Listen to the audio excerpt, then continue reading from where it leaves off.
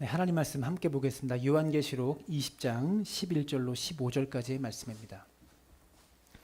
요한계시록 20장 11절로 15절까지에 있는 말씀입니다. 한 목소리로 함께 합독합니다. 또 내가 크고 흰 보좌와 그 위에 앉으신 이를 보니 땅과 하늘이 그 앞에서 피하여 간데 없더라. 또 내가 보니 죽은 자들이 큰 자나 작은 자나 그 보좌 앞에 서 있는데 책들이 펴 있고 또 다른 책이 펴졌으니 곧 생명책이라. 죽은 자들이 자기 행위를 따라 책들에 기록된 대로 심판을 받으니 바다가 그 가운데서 죽은 자들을 내주고 또 사망과 음부도 그 가운데서 죽은 자들을 내주매 각 사람이 자기의 행위대로 심판을 받고 사망과 음부도 불못에 던져지니 이것은 둘째 사망 곧 불못이라. 누구든지 생명책에 기록되지 못한 자는 불못에 던져지더라. 아멘. 옆 사람 바라보면서 인사할까요? 당신과 함께 와서 행복합니다. 네. 교회는 가족입니다. 가족과 함께하는 것이 가장 큰 행복이고 기쁨인 것 같아요. 여러분은 안 그러신지 모르겠는데 전 주일 예배 날이 기다려집니다. 여러분도 그러세요? 근데 저는 이 날이 기다려져요. 여러분 만나는 날이 참 행복이고 기쁨이고 함께 하나님 말씀을 나누는 것이 저에게 가장 큰 행복이고 즐거움이기 때문에 이 날이 기다려집니다. 그래서 참 행복한 것 같아요. 특별히 오늘부터 우리 5세 이상의 아이들은 여기서 예배드리기로 했는데 대단한 것 같아요. 애들이 이렇게 가만히 여기 앉아가지고 이렇게 예배드리는 아이들이 없어요. 다음 주부터는 이렇게 예배 시간에 떠들지 않고 예배드리면 뭐 선물이라도 줘야 될 것 같아. 그죠? 교회가 선물이라도 주고 한 달에 한 번 정도는 우리 아이들을 위한 예배를 제가 설교도 좀 애들 수준에 맞춰서 좀 해보려고 노력하겠습니다. 좀 여러분 어른들에 맞게 좀 딱딱하고 이렇게 하는 게 아니라 저도 좀 변화를 주고 그림 설교도 좀 하고 아동부 교육자처럼 이렇게 하면서 좀 그렇게 좀 해보도록 하겠습니다. 네. 별로 안 좋아할 것 같은데 한번 노력해 보겠습니다. 아이들을 위해서 맞춰보도록 하겠습니다. 제가 죽음에 대해서 영생에 대해서 이렇게 이야기하고 설교를 하면 사람들이 그러더라고요. 목사님 협박받고 갑니다. 제가 협박하는 것 같아요. 근데 오늘 설교는 절대 협박하는 게 아니라 여러분 성경에 있는 얘기를 제가 그대로 전하는 겁니다. 여러분 우리 인생은 끝이 아닙니다. 죽으면 끝이 절대 아니라는 것이죠. 야고보서 4장 14절은 이렇게 말합니다. 우리 인생이 이렇답니다. 함께 읽습니다. 시작. 내일 일을 너희가 알지 못하는도다. 너희 생명이 무엇이냐? 너희는 잠깐 보이다가 없어지는 안개니라. 여러분 내가 사는 인생이 잠깐 있다가 없어지는 안개와 같대요. 여러분 동의하십니까? 이 말에? 동의하시는 것 같아요. 대체적으로. 여러분 오늘 살았다고 해서 내일도 내가 살아있으리라는 보장은 없죠. 누구나 죽음을 피해갈 수 없습니다. 우리 각자가 죽음의 날짜와 죽음의 시간이 다 다르겠지만 한 가지 분명한 사실은 다 죽는다는 겁니다. 우리는요 살아가고 있는 게 아니라 정확하게 말하면 죽어가고 있는 겁니다. 1분 1초가 흘러갈수록 우리는 죽어가고 있어요. 죽음에 더 가까이 가고 있다는 겁니다. 터키의 한 공동묘지에 이런 비문이 있다고 합니다. 그 묘지의 비문 앞을 지나가는 사람마다 멈출 수밖에 없대요. 뭐라고 써 있냐면 나 어제 너와 같았으나 너 내일 나와 같으리라. 멋진 말이죠. 너가 지금 거기 서 있다고 나도 어저께 너처럼 거기 서 있었거든. 근데 너도 내일 언젠가는 나처럼 여기 누울 날이 올 거야. 여러분 우리 모두가 한 번 살다 가고 잠깐 살다 갑니다. 누구도 이 가는 세월을 멈출 수가 없습니다. 여러분 성경에 여호수아라는 인물이 나와요. 이 여호수아가 굉장한 인물인데 어떤 인물이냐면 모세의 뒤를 이어서 이스라엘 백성을 가나안 땅을 정복해서 그 땅을 차지하게 만드는데 여호수아는 많은 것들을 멈추게 했던 사람이에요. 전쟁 중에 해를 멈추게 했어요. 태양이 움직이지 않게 했습니다. 그래서 전쟁에서 승리하게 만들었어요. 또 여호수아가 멈추게 한 것이 있는데 흘러가는 요단 강물을 멈추게 했습니다. 여러분 그런데 여호수아가 멈추지 못한 게 있어요. 세월이었습니다. 태양도 멈추게 했고요. 움직이는 태양도 멈추게 했고 흘러가는 강물도 멈추게 했는데 여호수아 역시 흘러가는 세월을 멈추게 하지 못해서 그 역시 죽었다라는 것이죠. 이사야서 2장 22절은 말합니다. 너희 인생을 의지하지 말라. 그의 호흡은 코에 있나니 새말 가치가 어디 있느냐. 인생의 생명은 코에 있대요. 호흡이 끊어지면 죽는 거잖아요. 근데 신기한 게 뭔지 아세요? 삶과 죽음의 차이는 이 코에 호흡이 붙어 있느냐 떨어지느냐 이 차이인데, 신기한 것은 하나님께서 사람을 빚으시고 코에 무엇을 넣어주셨습니까? 호흡을 넣어주셨어요. 하나님의 호흡, 생기. 근데 호흡이 우리 속에 들어와서 그 호흡을 또 내쉬고 숨쉬고 해요. 근데 마지막에 하나님이 불어넣으신 호흡을 쉬어버리고 다시 들어오지 않는 거예요. 하나님이 우리의 생명을 줄 때 넣어주셨는데 내가 죽으면 그 호흡이 다시 나가긴 하는데 다시 들어오지 않는 거예요. 이게 죽음이다라는 겁니다. 호흡이 멈추게 되면 그때부터는 인간이 아니고 물건이 됩니다. 죽으면 화물이 돼요. 제가 개인적으로 신학교 다닐 때 이재철 목사님, 지금 은퇴하셨지만 이재철 목사님의 설교를 즐겨 들었습니다. 설교 중에 이런 말씀을 하셨던 기억이 나요. 이재철 목사님이 유럽에 한동안 사셨다고 해요. 유럽에 오랫동안 사셨는데 그때 고르바초프 아시죠? 소련의 고르바초프의 아내가 장례식을 하는 장면이 TV에 방영된 적이 있대요. 고르바초프의 아내가 죽었을 때 그의 정적이었던 옐친이 전용기를 보냈습니다. 그래서 고르바초프가 비행기에 내려가지고요, 가족과 함께 탁 나올 때 슬픔을 억누르면서 고르바초프와 그의 가족들이 비행기에서 내려오는데, 고르바초프의 아내는 비행기의 계단으로 내려오는 것이 아니라 비행기 화물칸에서 나왔다는 거예요. 여러분, 고르바초프가 어떤 사람입니까? 세계 1인자, 2인자를 다투던 사람 아니에요. 그 당시 소련의 대통령으로, 소련의 최고 지도자로 세계 1위를 다투던 그런 세계 최고의 사람이었습니다. 근데 그런 사람의 아내도 죽으니까 화물칸에서 내려오더래요. 죽는 순간 우리는 인간이 아니라 화물입니다. 죽는 순간 우리는 물건이에요. 사람이 앉는 자리에 탈 수 없고요. 짐짝이 들어가는 칸에 들어가야 된다는 것이죠. 여러분, 우리는요, 언젠가 화물 취급받을 날이 온다는 것을 여러분 기억하셨으면 좋겠어요. 죽음에 관한 연구를 죽음학이라고 합니다. 이것을 영어로 사나톨로지라고 하는데, 죽음이라는 것이 하나의 연구 분야로 이제 학문적으로 자리 잡게 되었어요. 여러분, 학문의 한 분야로 자리 잡았다는 것은 무엇입니까? 죽음에 대한 전문가가 있다는 거죠. 죽음을 가지고 박사학위를 받은 사람이 있다는 거예요. 1991년도에 한국의 각계각층의 저명한 사람들이 모여서 삶과 죽음을 생각하는 회라는 모임을 만들었다고 합니다. 그래서 이 모임에서 죽음에 대한 다양한 견해와 생각들을 함께 나누었다라는 것이죠. 보건복지학, 간호학, 의학, 과학, 이런 각 분야의 전문가들이 모여서 각 분야가 바라보는 죽음에 대해서 함께 토론하고 이야기를 했대요. 그게 발전하여서 죽음 학회가 만들어진 거예요. 우리나라에서도 죽음에 대한 연구가 좀 늦은 감이 있지만 꾸준하게 활발하게 진행하고 있다는 겁니다. 여러분, 죽음에 대한 이해가 필요한 이유는 우리가 삶을 바르게 살고 삶을 잘 살기 위해서는 반드시 죽음에 대한 이해가 필요하다는 겁니다. 여러분, 죽음 학자들이 말하는 인간과 동물의 차이가요, 인간만이 자신이 죽을 것을 알고 자신이 죽는 것을 준비할 수 있대요. 자신의 죽음의 날을 미리 준비할 수 있대요. 동물은 죽음의 순간이 거의 임박해서야 내가 죽는다는구나, 그것을 알지, 직감하지. 우리는요, 살아있는 동안에 내가 죽는다는 것을 깨우치는 유일한 존재가 인간이라고 하는 것이죠. 여러분, 동물은 자신이 죽는다는 것을 인식하지 못한다고 합니다. 하루살이도요, 자기가 영원히 살 것처럼 생각한대요. 그래서 하루살이가 친구들하고 놀다가 헤어질 때 그런다고 하잖아요. 내일 보자, 이런 우스갯소리 있잖아요. 근데 하루살이에게는 내일이 오지 않습니다.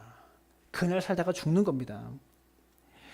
이것이 동물과 인간의 차이인데, 가만히 생각해 보면 인간 자신이 죽음을 맞이하면서 인간다운, 인간스러운 죽음을 맞이한 사람은 거의 없는 것 같아요. 다 동물처럼 죽죠. 죽는다는 것을 알면서도 거의 죽음이 하루 이틀 임박해 와서야 깨닫는 동물처럼, 그런 짐승처럼 우리도 그렇게 살고 있다는 것입니다. 죽음을 준비하지 못한다는 것은요, 동물과 같은 삶이다라고 말할 수 있습니다. 근데 많은 사람들이 죽음을 준비하기는커녕 회피하다가 갑작스럽게 죽음을 맞이한다고 하는 것이죠. 현대인들이 죽음에 대해서 깊이 생각하는 것은 나의 삶에 대해서 그렇게 큰 유익이 없다고 생각합니다. 여러분들 그렇게 생각하지 않습니까? 죽음을 좀 고민하고 생각하는 게 지금 내 삶에 어떤 유익이 있을까? 내가 먹고 사는 문제에 무슨 큰 도움이 있나? 이것이 우리의 생각일 겁니다. 이것을 좀 더 간단히 말하면 사는 데까지 살다가 재밌게 살다가 죽으면 그만이지 뭐. 이게 우리의 생각이다라는 겁니다. 여러분, 죽음에 대해서 무감각하고 죽음에 대해서 무관심한 것이 여러분 우리가 사는 인생에 어떠한 문제를 발생시키냐면 나의 죽음에 대한 무감각과 나의 죽음에 대한 무관심이 다른 사람의 죽음에 대한 무감각과 무관심으로 이어지게 되고요. 우리가 다른 사람의 죽음에 대해서 이렇게 무관심하다면 다른 사람의 고통에 대해서는 얼마나 무관심하겠냐 이거예요. 여러분 그렇지 않습니까? 나의 죽음도 생각하지 않는 사람이 다른 사람의 죽음은 어떻게 생각하고 다른 사람의 죽음도 생각하지 않는 사람이 다른 사람의 고통을 과연 생각할 수 있을까요? 그래서 우리가 죽음에 대해서 고민하지 않으면 이 사회가 점점 더 비정한 사회로 만들어질 수밖에 없다라는 겁니다. 우리나라 하루 평균 사망자 수가 735명이래요. 하루에 735명이 죽는다고 하는 겁니다. 한 주간에 5,145명이 죽습니다. 한 달에 15,430명이 죽습니다. 이게 30년 전에 미국의 데이터 중에 아주 흥미로운 데이터가 있는데요. 30년 전입니다. 미국의 12세 이하의 어린이가 12세가 되기 전에 각종 미디어와 언론들을 통해서 죽음에 노출되는 횟수가 30년 전 데이터인데요. 12,000회 정도 된다고 합니다. 근데 제가 알기로 요즘 12세 어린아이들은요, 죽음에 노출이 되는 경우가 미디어를 통해서 영상과 만화와 이런 것들을 통해서 죽음에 노출되는 경우가 이것보다 10배, 100배 이상은 될 것 같아요. 왜냐하면 저희 동아나 뭐 지우나 하예도 다 게임을 하잖아요. 근데 게임이 다 무슨 게임입니까? 죽이고 부시는 게임입니다. 뭔가를 살리는 게임은 없어요. 다 죽이고 몬스터 잡고 때려 부시고 이런 게임들이에요. 맨날 죽음을 보는데 아이들이 죽음에 대해서 충격받지 않아요. 남을 죽이면서 열심히 죽이면서도 죽음에 대해서 전혀 충격받지 않는다고요. 여러분 이게 충격적인 것 같아요. 죽이면서 죽음에 대해서 충격받지 않는다는 사실이 참 충격적인 것 같습니다.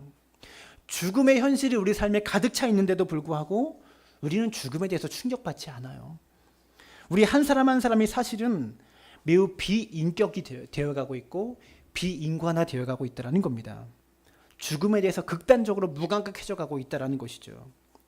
여러분에게 질문 드리고 싶습니다. 사람이 이렇게 죽었다고 진단받고 나면, 사람이 죽고 나면 그 사람의 삶은 정말 끝나는 것일까요? 그리고 끝날까요? 우리 모두가 이런 생각을 가지고 있습니다. 눈에 보이는 것만 우리가 말할 수 있지, 눈에 보이는 것만 눈에 보이지 않는 것은 말할 수 없다. 눈에 보이는 것만 대화하고 이야기할 수 있지 보이지 않는 것은 말할 수 없다. 눈에 보이는 것만 지식의 대상이 될 수 있지 보이지 않는 것은 절대로 지식의 대상이 될 수 없다라고 말하는 가치관입니다. 그러다 보니까 우리 신앙인들도요, 눈에 보이는 것이 훨씬 더 중요하게 여기며 인생을 살아가고 있어요. 여러분 앞으로 과학은 점점 발달해 갈 겁니다. 우리가 알지 못했던 신비한 영역들을 과학이 많이 발견해낼 거예요. 그러나 기억해야 될 것은 눈에 보이지 않는 죽음 이후의 세계는요, 과학이 아무리 발달해도 전혀 발견할 수 없습니다. 과학이 발달하면서 많은 것들을 보고 새로운 것들을 발견하겠지만 죽음 이후의 세계는 과학으로 절대로 발견할 수 없는 영역이다라는 것이죠. 여러분 성경은요, 눈에 보이는 것만 말하는 책이 아닙니다. 세상 그 누구도 죽음에 대해서 밝혀내지 못하고 있지만 성경은 죽음에 대해서 이야기해요. 죽음 이후의 삶이 있다. 죽음 이후의 세계가 있다라고 성경은 밝혀내고 있고 그것을 분명히 증언하고 있습니다. 성경은 죽음과 그 이후의 세계에 대해서 말하고 있는데요. 우리 인간은요, 인간이 하나님이 되고 싶고 하나님의 자리를 차지하고 싶어서 하나님과 같아지고 싶은 욕심 때문에 세상에 죽음과 고통이 들어왔다라고 생각합니다. 즉 인간이 범죄했기 때문에 그 범죄의 징벌로 죽음이 우리에게 찾아왔다. 이렇게 생각하죠. 근데 하나님께서는요, 인간이 범죄하기 전에 인간이 온전한 상태에 있을 때도 죽음을 만들어 놓으셨어요. 아담과 하와를 창조하실 때부터 죽음을 만들어 놓으셨어요. 창세기 2장 17절 볼까요? 2장 17절 함께 읽습니다. 시작. 선악을 알게 하는 나무의 열매는 먹지 말라. 내가 먹는 날에는 반드시 죽으리라 하시니라. 보세요. 인간이 범죄한 다음에 죽음을 만드신 게 아니라 죽음이라는 징벌이 있는데 너희가 범죄하면, 너희가 선악과를 먹으면 죽음이라는 징벌이 있는데 너희는 그 세계 속으로 들어갈 거야 라고 말씀하셨어요. 선악을 알게 하는 나무의 열매를 먹으면 너희는 죽음의 영역으로 들어갈 수밖에 없어, 이렇게 말씀하셨다고요. 범죄해서 만드신 게 아니라 완전한 인간을 창조하실 때부터 죽음을 만들어 놓으셨는데 인간이 범죄했기 때문에 죽음의 영역으로 들어갈 수밖에 없었던 거예요. 내가 너희를 밀어넣은 것이 아니라 너희 스스로 그곳으로 들어갈 수밖에 없으니 너희가 조심하면 좋겠다, 이렇게 말씀하고 있더라는 겁니다. 그래서 인간이 범죄했기 때문에 죽음이 우리에게 온 것이 아니라 인간은 범죄를 통해서 스스로 자기 발로 죽음의 영역으로 들어갔더라는 겁니다. 근데 여기서 말하는 죽음은 육체가 끊어지는 죽음이 아니에요. 영원한 죽음입니다. 이따 이야기하겠지만 인간은 영생하는 존재입니다. 근데 이 땅에서 영생하는 게 아니라 천국에서 영생하든지 지옥 불못에서 영생하든지 그 불못의 영역을 죽음의 영역이라고 성경은 기록하고 있는 거예요. 육체가 끊어지는 죽음이 아니라. 여러분, 중요한 것은 너희가 정령 죽으리라라고 말씀하셨는데 인간은 죽음이 뭔지 몰랐습니다. 아담과 하와는 아직 죽음을 경험해보지 못한 상태였기 때문에 죽음이 뭔지 몰랐다고요. 현재라는 시간 안에, 그리고 현재라는 공간 안에 시공의 제약을 받고 있는 인간이 죽음이 가지는 총체적인 것들을 다 경험할 수 없어요. 미래로 가볼 수 없으니까. 죽음의 그 공간 속으로, 죽음의 세계 속으로 우리가 들어가 볼 수 없으니까 경험할 수 없다라는 겁니다. 인간의 몸을 입고서는 그 영역을 경험해 볼 수 없는 겁니다. 그래서 인간은요, 다른 사람이 죽어가는 것을 보면서, 죽는 것을 보면서 어렴풋이 죽음이라는 것을 인식할 수밖에 없다라는 것이죠. 그래서 인간은요, 눈에 보이지 않는 죽음의 영역에 대해서 무지할 수밖에 없는 것이고요. 그렇기 때문에 사람들이 눈에 보이는 그런 것만을 전부인 줄 알고 죽으면 끝이다, 죽으면 그냥 끝나버리니까 죽으면 끝이다라고 사람들이 눈에 보이는 게 그거밖에 없기 때문에 그렇게 생각하는 겁니다. 여러분, 그러나 우리가 죽음을 이야기할 때 몇 가지 기억해야 될 것이 있습니다. 여러분, 인간이 에덴 동산에서 살아가면서 죽음에 대해서 인식하지 못했을 때에도 하나님은 아담과 하와에게 죽음을 언급하셨다라는 겁니다. 그래서 죽음은 인간이 만들어낸 것도 아니고요, 인간이 조절한 것도 아니고 인간이 피해갈 수 있는 것도 아니라는 것이죠. 여러분, 더군다나 사람이 흙으로 빚어졌기 때문에 인간인 육체가 죽으면 육체는 땅으로 돌아가는 것이 정상인데 하나님은 우리의 코에 무엇을 넣으셨죠? 생기를 불어넣으셨기 때문에 영으로 만들어진 존재입니다. 육체 속에 하나님의 생기가 들어와서 우리 육체를 이끌고 살아가는 존재이기 때문에 육체는 죽으면 끝날지 몰라도 우리의 영혼은 어디로 가겠냐라는 겁니다. 여러분, 사람들은 죽으면 끝이다라는 말로 쉽게 이야기합니다. 하지만 그것은 육체가 죽는다, 육체가 끝났다라는 의미고요. 사람의 영혼에 대해서는 그 누구도 밝혀내지 못하고 말하지 못합니다. 그래서 한국 사회의 전통으로, 옛날부터 내려오는 전통으로 가지고 있는 죽음 이후에 대한 생각이 이런 것이죠. 육체를 가지고 살아가는 이 땅을 이승이라고 부르고 영혼을 가지고 살아가는 세상을 저승이라고 부르죠. 그래서 이승과 저승 사이에서 갈 바를 알지 못하고 떠도는 사람들을 뭐라고 부릅니까? 귀신이라고 부르죠. 그래서 하늘 품고 죽은 사람이 너무나 억울해서 이승에서 저승으로 가지 못해서 이 땅을 떠도는 사람을 귀신이라고 부릅니다.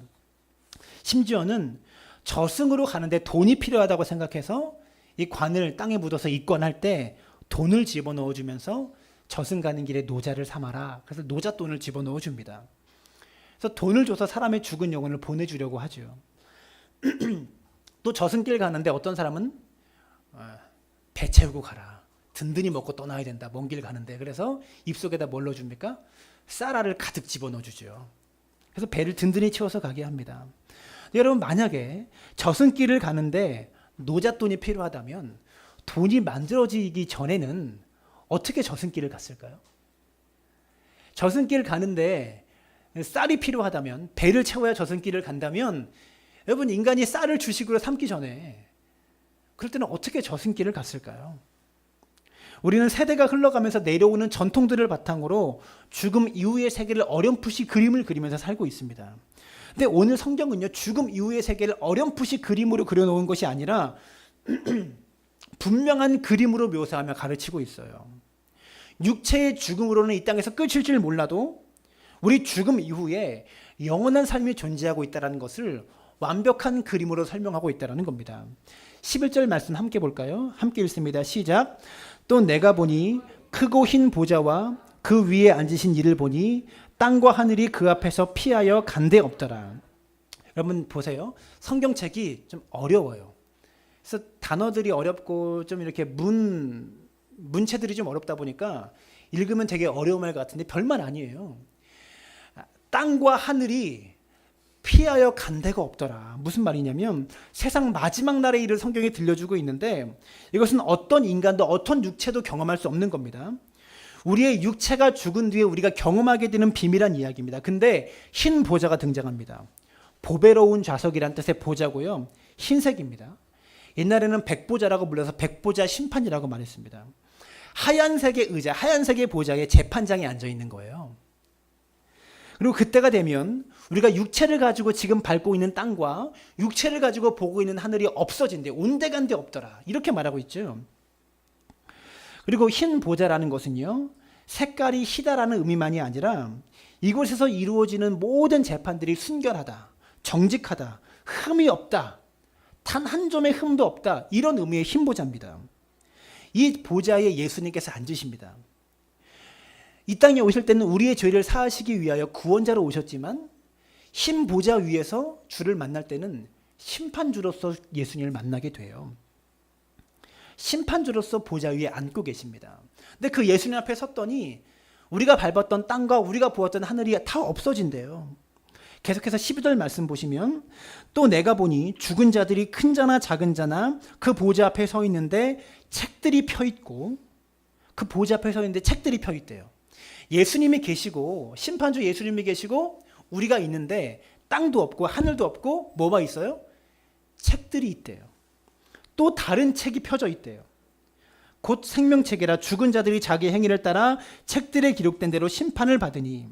12절에 보면 단수로 기록된, 단수는 한 권이죠. 다른 책이라는 단어와 복수로 기록된 책들이라는 단어가 나옵니다. 단수로 기록된 다른 책은 어떤 책이래요? 곧 생명책이라. 또 책들에 기록된 책은 뭐 어떤 책이래요? 자기 행위를 기록한 책이래요. 여기에 기록된 대로 심판을 받게 된다. 자기 행위를 따라 책들에 기록된 대로 우리는 심판을 받게 된다라고 죽음 이후의 세계에 대해서 이야기하죠. 그래서 히브리서 9장 27절은 말합니다. 함께 읽습니다. 시작. 한 번 죽는 것은 사람에게 정해진 것이요 그 후에는 심판이 있으리라. 로마서 14장 10절은 또 말합니다. 함께 시작. 우리가 다 하나님의 심판대 앞에 서리라. 우리가 다 방금 요한계시록이 말한 그 심판대 앞에 서게 된대요. 그날이 와요. 죽음 이후가 끝이 아니라 그 심판대 앞에 설 날이 온다라는 겁니다. 여러분 2018년이 끝났죠. 그래서 우리가 2019년을 맞이하고 있는 거 아닙니까? 2019년도 언젠가는 끝날 날이 와요. 우리의 인생도 끝날 날이 온다고요. 근데 그게 끝이 아니라는 것이죠. 아이가 태어나잖아요. 10달 동안 엄마 모터에 있으면서 그때는 물속에서 탯줄로 숨을 쉬잖아요. 어머니의 그 탯줄과 연결돼서 그 탯줄로 숨을 쉬고 호흡합니다. 근데 어머니 배에서 나오는 순간 그 탯줄로의 호흡이 끊어지고 새로운 호흡으로 인생이 시작되잖아요. 코로 숨 쉬는. 근데 뱃속에 있으면서 뱃속에 10개월이 있으면서 배 밖에서의 100년의 삶이 펼쳐질 것이다라고 아이가 생각이나 했겠습니까? 의사가 말하더라고요. 저희 아이가 나오는데 안 나오려고 해요. 그 속에서. 동화가 나오는데 안 나오려고 해서 엄마가 엄청 고생했어요. 근데 때가 되면 억지로 밀어요. 엄마의 몸이 애를 억지로 아래로 보내고 밀어낸다고요. 거기서 더 이상 살 수 없어. 너 나가야 되라고 밀어낸다고요. 마찬가지예요. 이 땅에서 삶이 우리는 이게 끝인 것 같지만, 여기서 끝날 것 같지만 코로의 호흡이 끊어지는 순간 영으로의 새로운 호흡이 시작되면서 새로운 인생이 펼쳐져요. 엄마 뱃속에서 탯줄로의 호흡에서 코로의 호흡에 새로운 호흡이 시작됐던 것처럼 이 땅에서 살던 호흡이 아니라 새로운 호흡의 인생이 우리에게 시작된다라고요. 죽음이 우리를 새로운 세계로 밀어넣습니다. 기억하시길 바랍니다. 그렇기 때문에 이 땅에서 사는 동안 사는 게 너무나 힘들고 괴로워서 죽음으로 인생을 끝맞으려고 하는 것은 어리석은 일입니다. 왜 그렇습니까? 죽음으로 끝나지 않기 때문입니다. 내가 죽으면 다 끝이야. 죽음으로 끝내야 돼. 여러분 그 말 틀린 말이에요. 죽음으로 끝나지 않아요. 또 계속 살게 돼요. 성경은 분명히 말합니다. 죽음 다음에 심판이 있고 심판 다음에 또 다른 삶이 있다. 또 다른 인생이 있다. 죽음은 결코 끝이 아닙니다. 우리가 육체가 사망해서 죽었다고 해도 우리가 꼭 기억해야 될 것은 육체의 죽음 위에 죽음이 우리의 영혼을 흰보자의 심판으로 백보자의 심판대 앞으로 밀어넣습니다. 로마서 14장 12절에 이렇게 말합니다. 이러므로 우리 각 사람이 자기의 일을 하나님께 직고하리라. 각 사람이 하나님 앞에 직접 고백하게 될 것이다. 심판대 앞에서는 증인이 필요 없습니다. 자기 입으로 자백할 수밖에 없습니다. 왜 그렇습니까? 생명책이 아니라 행위에 기록된 대로 다 기록되어 있기 때문에. 우리의 이 땅에서 모든 행위가 다 기록되어 있어요. 거무사와 변호사 필요 없습니다. 우리의 행위를 기록한 책이 우리의 행위를 다 고소할 겁니다. 그 책이 우리의 한 행위를 다 고소해요. 여러분 CCTV가 딱 있으면, 증거가 딱 있으면 빼도 박도 못 하잖아요. 그때는 변호사도 필요 없고 검사도 필요 없고, 이게 확실한 증거이기 때문에 아무것도 필요 없어요. 우리의 행위가 기록된 책이 모든 것을 다 증언해 준다고요. 오직 유일한 변호사가 있다면 생명책이라고 불리는 이 책에 우리의 이름이 기록된 것 외에는 내가 여지껏 살아오면서 내 행위가 기록된 모든 책에 있는 그 모든 죄를 사함받을 길이 없어요. 요한계시록 20장 14절과 15절은 말합니다. 사망과 음부도 불못에 던져지리니 이것은 둘째 사망 곧 불못이라. 누구든지 생명책에 기록되지 못한 자는 불못에 던져지리라. 마지막 날의 처분은 직결 심판입니다. 직결 처분입니다. 이 땅의 사회 같은 항소 없어요. 1심, 2심, 3심 이런 거 없습니다. 보석도 없고 가석방도 없습니다. 어느 누구도 이 백보자의 심판 앞에서 일어날 공의로운 심판에서 피할 사람이 없고 벗어날 사람이 없습니다. 고린도서 5장 10절은 말합니다. 이는 우리가 다 반드시 그리스도의 심판대 앞에 나타나게 되어 각각 선악간에 그 몸에 행한 것을 따라 받으려 함이라. 각각 선악간에 그 몸에 행한 것을 따라 받으려 함이라. 우리가 이 땅에서 살았던 모든 삶에 대해서 정확한 재판을 받을 날이 온다라는 겁니다. 죽음이 끝이 아닙니다. 얼마 전에 개봉했던 영화, 무슨 영화인지 이름이 갑자기 생각이 안 나네. 까먹었네요. 신과 함께. 전 그 영화 보면서 은혜 참 많이 받았거든요. 물론 거기서 나온 그 모든 것들은 불교예요. 그렇지만 죽음 이후의 세계가 분명하게 있습니다. 심판대가 있어요. 이 땅에서의 삶이, 이 땅에서의 행위가 심판받을 심판대가 있다라고요. 근데 유일한 변호사가 있는데 거기서 나오는 변호사처럼 그런 변호사들이 아니에요. 생명책에 기록되면 이것 보지도 않아요, 하나님이. 생명책에 우리의 이름이 딱 기록되어 있으면 내 행위가 기록된 책을 보지 않으신대요. 기억하시길 부탁을 드립니다. 우리의 인생은 죽음이 끝이 아닙니다. 죽음 후의 인생도 우리는 살아야 합니다. 성경은 죽음이 끝이라고 말하지 않습니다. 요한계시록 21장은 우리에게 그림으로 표현해서 보여주고 있습니다. 조금 길지만 1절부터 8절까지의 말씀, 심판대 앞에서 나눠지게 될 두 종류의 인생에 대해서 우리가 어떻게 묘사하고 있는지를 함께 읽었으면 좋겠습니다. 함께 읽습니다. 시작. 또 내가 새 하늘과 새 땅을 보니 처음 하늘과 처음 땅이 없어졌고 바다도 다시 있지 않더라. 또 내가 보매 거룩한 성 새 예루살렘이 하나님께로부터 하늘에서 내려오니 그 준비한 것이 신부가 남편을 위하여 단장한 것 같더라. 내가 들으니 보좌에서 큰 음성이 나서 이르되 보라, 하나님의 장막이 사람들과 함께 있음에 하나님이 그들과 함께 계시리니 그들은 하나님의 백성이 되고 하나님은 친히 그들과 함께 계셔서 모든 눈물을 그 눈에서 닦아주시니 다시는 사망이 없고 애통하는 것이나 곡하는 것이나 아픈 것이 다시 있지 아니하리니 처음 것들이 다 지나갔음이러라. 보좌에 앉으신 이가 이르시되 보라 내가 만물을 새롭게 하노라 하시고 또 이르시되 이 말은 신실하시고 참되니 기록하라 하시고 또 내게 말씀하시되 이루었도다. 나는 알파와 오메가요 처음과 마지막이라. 내가 생명수 샘물을 목마른 자에게 값없이 주리니 이기는 자는 이것들을 상속으로 받으리라. 나는 그의 하나님이 되고 그는 내 아들이 되리라. 그러나 두려워하는 자들과 믿지 아니하는 자들과 흉악한 자들과 살인자들과 음행하는 자들과 점술가들과 우상숭배자들과 거짓말하는 모든 자들은 불과 유황으로 타는 못에 던져지리니 이것이 둘째 사망이라. 성경은 말합니다. 처음 것들이 다 지나가고 난 다음에 다음 단계의 삶이 있다. 새하늘과 새 땅이 있다. 새하늘과 새 땅으로 일컬어지는 곳에서 둘째 생명 속에 살아가든지 아니면 8절에 말씀하는 대로 불과 유황으로 타는 못에 던져져서 둘째 사망 속에 살아가든지 둘째 생명 속에 살든지 둘째 사망 속에 살든지 우리 이 땅에 살면서 첫 번째 생명을 부여받은 사람입니다. 그런데 두 번째 생명도 부여받아야 합니다. 첫째 사망은 육체의 죽음을 통해서 끝나지만 그러나 영원히 끝나지 않는 둘째 사망이 있습니다. 여러분 이 땅에서의 삶이 많이 힘드십니까? 그래도 이 땅에서의 삶은 다행입니다. 시한이 있기 때문입니다. 70년이든 80년이든 제한된 삶을 살아가요. 견디기만 하면 끝납니다. 그런데 둘째 사망은 끝이 없습니다. 여러분 7, 80년 견디고 참아서 끝나면 얼마나 다행입니까? 그러나 그곳에는 죽음이 존재하지 않습니다. 더 이상 죽지 않습니다. 그 자체가 죽음인 상태, 살아있는 자체가 죽음인 상태, 영원한 불못에 떨어져서 영원한 죽음의 상태로 살아가야 한다는 것이죠. 인간은 영생하는 존재가 맞습니다. 진시황이 영원히 죽지 않은 불로초를 구한다고 했잖아요. 진시황도 지금 영원히 살고 있습니다. 영원한 생명 속에 살든지 영원한 죽음 속에 살든지 이 땅에서 영생하는 존재가 아니라 천국에서 영생하든지 지옥에서 영생하든지 여러분 하늘에서 불못으로 다시 떨어질 일이 없고요.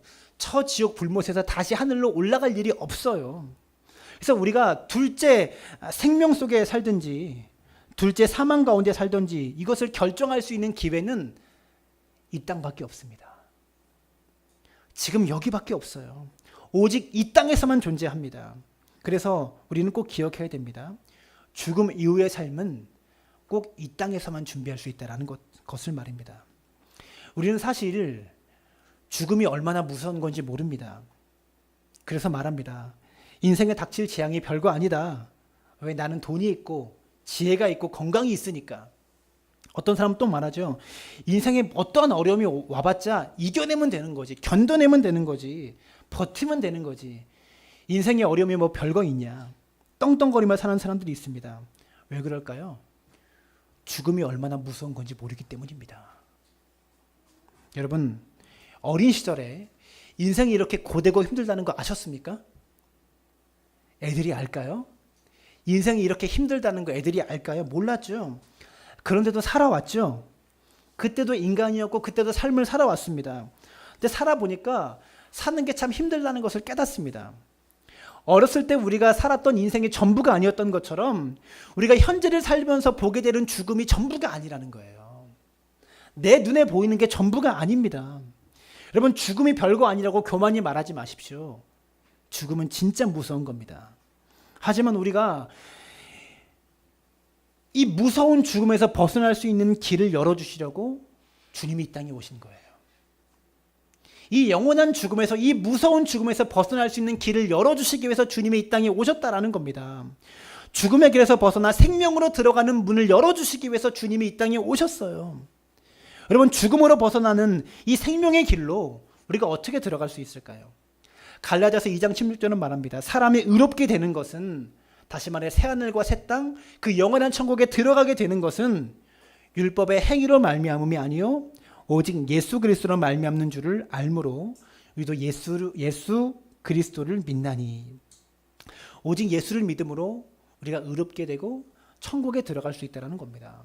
율법의 행위로 많이 헌신하고 많이 봉사하고 많이 헌금하고 많이 일하고 교회를 위해서 이것을 통해서 갈 수 있는 게 아니에요. 오직 예수를 믿음으로 새하늘과 새 땅에 들어갈 수 있다는 겁니다. 오늘 이 설교를 들으신 여러분은 진짜 큰일 났습니다. 오늘 이 설교는 여러분에게 선택을 요구합니다. 영원한 생명이냐, 영원한 죽음이냐. 무엇을 선택하시겠습니까? 그 선택은 오직 이 땅에서밖에 못합니다. 죽음 이후에 잠깐 죽음을 살아보고 선택하겠습니다. 이런 거 할 수 없어요. 여러분 생각해 보세요. 진짜 값어치 있는 걸수록 경험해 보지 못하고 삽니다. 마트에 가면 수박 하나 살 때 먹어보고 사잖아요. 고기 살 때도 먹어보고 사잖아요. 옷도 입어보고 사죠. 근데 여러분 집 살 때 살아보고 사는 집 있습니까? 여러분 집은 진짜 귀한 거고 내 전 재산을 투자해서 사는 건데 음식을 먹을 때 과일 먹을 때는 다 경험해보고 맛보고 먹어보고 사는데 집은 경험해보고 사는 게 아니에요. 믿고 사는 거예요. 그죠?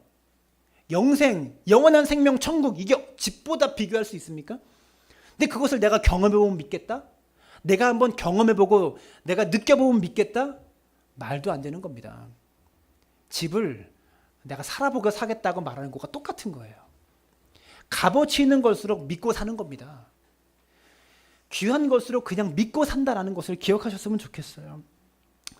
오늘 이 설교는 여러분에게 선택하라고 말합니다. 영원한 생명을 선택할 것이냐, 영원한 죽음을 선택할 것이냐, 그것은 지금 결정할 수밖에 없습니다. 한국의 장자옥 교수라는 분이 계십니다.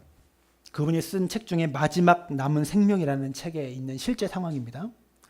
오래전에 어느 군 형무소에 사형수가 한 명 있었다고 합니다. 사형 집행 날짜가 가까워졌는데 이 사형수의 소원이 고기 한번 실컷 먹고 죽는 것이 소원이었다고 합니다. 이제 사형 선고받을 날짜가 다가왔는데 고기 한번 실컷 먹고 죽자. 근데 그 형무소에는요, 형무소에서 주는 밥 외에는 다른 식사를 넣어줄 수 있는 사람이 없다고 합니다. 너무 슬펐어요. 고기도 못 먹고 죽다니. 고기도 못 먹고 죽다니. 너무 슬픈 거예요. 그래서 이 사형수가 생각한 것이 자기 시체를 그 대학병원의 해부용 실험으로 팔기로 했습니다. 의사들한테, 의사가 되려는 사람들한테 해부용 시신으로 내가 이제 사형을 당하면 이 시신을 팔겠다라고 결정을 했습니다. 그래서 현금으로 10만 원 받았어요. 죽으면 이 시신이 근데 글로 가는 거예요. 현금 10만 원을 받았다고 합니다. 실컷 먹겠다고 고기를 엄청 샀다고 합니다. 근데 배 터지도록 먹어. 더 이상 뱃속에 고기가 들어가지 못할 정도로 먹었는데 3만 원어치밖에 못 먹었대요. 그래서 그 사람을 바라보면서 주변에 있는 사람들이 혀를 끌끌 차면서 안타까워합니다. 그 고기가 맛있어요? 이렇게 물어봤다고 해요. 사형수가 눈물을 뚝뚝 흘리면서 이렇게 말합니다. 맛은 무슨 맛이 있겠어요? 내 몸뚱아리 팔아서 먹는 건데. 이렇게 말하면서 슬프게 울었고 결국 얼마 지나지 않아 형장의 이슬로 사라졌다고 합니다. 여러분 저는요 이 이야기가 많은 생각을 하게 만들어요. 우리는 사형 선고 받은 사람입니다. 그죠? 죽는 게 확실하죠? 여러분 사형 선고 받은 사람들이에요. 확실하게 죽습니다. 우리가 죽음에 대해서 무관심하게 되면 결과적으로 우리가 추구하는 것은 사는 동안 자기 배 채우기 위해서 3만 원짜리 고기 배부르게 먹는 인생과 다를 바 없다라는 겁니다. 여러분 수위에는 주머니가 없다고 하잖아요. 죽을 때 입는 수위에는 주머니가 없어요. 남은 7만 원도 못 가져갑니다. 예수 믿는 일에 돈 필요하지 않습니다. 생명책에 여러분의 이름 기록되는 일에 어떤 헌신도 어떠한 것도 요구되지 않습니다. 성경이 기록한 말씀 고백하고 믿으면 생명의 길이 영생의 문이 우리 앞에 준비되어진다는 것이죠. 말씀의 결론을 맺겠습니다. 우리는 죽음으로 끝나지 않습니다. 우리는 영원히 사는 사람들입니다. 영원한 생명 속에 살든지 영원한 죽음 속에 죽음 자체로 영원히 살든지, 그리고 영원한 죽음이냐 영원한 생명이냐, 이 영원한 삶을 결정짓는 것은요 오직 이 땅에 내가 살아있을 때뿐이라는 것을 기억하셨으면 좋겠습니다. 바라기는 우리 사랑나무교회 모든 성도님들이 모두가 예수 믿고 영원한 생명의 자리에서 모두 함께 만나게 되기를 주님의 이름으로 부탁을 드립니다. 마지막이 옵니다. 2018년이 끝났던 것처럼 2019년 한 해의 마지막이 옵니다. 우리 모두가 2019년도 언젠가 끝날 것이라고 믿고 사는 것처럼 내 인생도 언젠가 끝날 거야. 이것을 믿고 이 땅에 살면서 영원한 생명을 선택하며 살아가는 믿음의 사람들 되어지시기를 주님의 이름으로 축원합니다.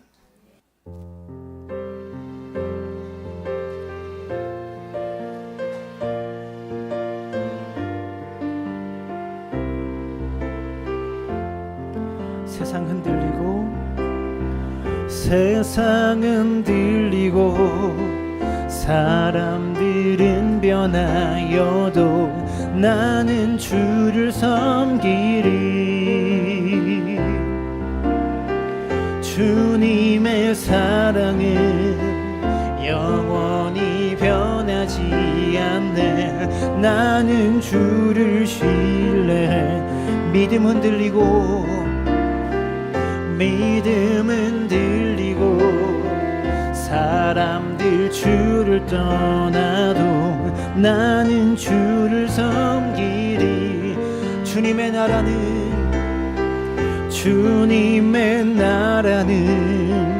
영원히 쇠하지 않네. 나는 주를 신뢰해. 오직 믿음으로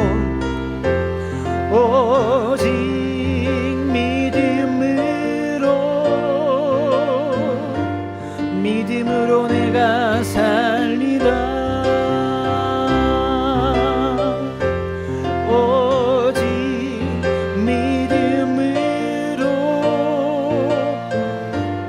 믿음으로 내가 살리라. 오직 의인은